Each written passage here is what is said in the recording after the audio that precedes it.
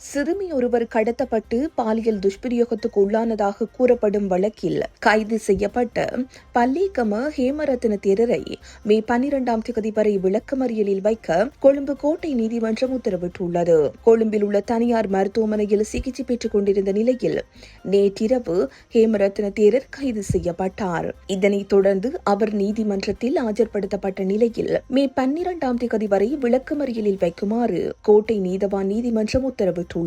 முன்னதாக 15 வயது சிறுமியொருவர் கடத்தப்பட்டு தடுத்து வைக்கப்பட்டதாக நிட்டம்புவ போலீசில் 2026 மார்ச் 6ஆம் தேதி புகார் அளிக்கப்பட்டிருந்தது. அதன் அடிப்படையில் விசாரணைகள் ஆரம்பிக்கப்பட்டன. விசாரணைகளின் போது பாதிக்கப்பட்ட சிறுமி முந்தைய பாலியல் துஷ்பிரயோக சம்பவம் தொடர்பாகவும் தகவல் வழங்கியதை அடுத்து நிட்டம்புவ போலீசார் மற்றும் பெண்கள் சிறுவர் பிரிவு மேலதிக விசாரணைகளை முன்னெடுத்தனர். அதன் தொடர்ச்சியாக அனுராதபுரம் பிரதான நீதவான் நீதிமன்றம் ஹேமரத்ன தேரரை கைது செய்ய உத்தரவிட்டதுடன் வெளிநாட்டு பயண தடையையும் விதித்திருந்தது. மேலும் விசாரணைகளின் போது இந்த வழக்கில் ஹேமரத்ன தேரரும் சிறுமியின் தாயாரும் சந்தேக நபர்களாக பெயரிடப்பட்டுள்ளதாக போலீசார் தெரிவித்துள்ளனர்.